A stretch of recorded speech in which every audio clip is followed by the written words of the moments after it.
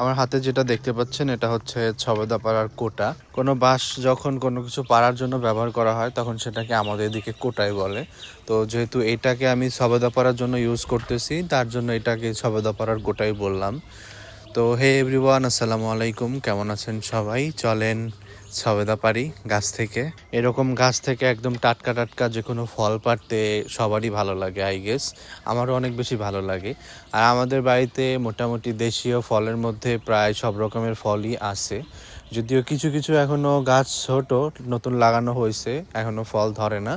তবে ছবেদাটা আমাদের বাড়িতে বেশ অনেক আগের থেকেই ছিল।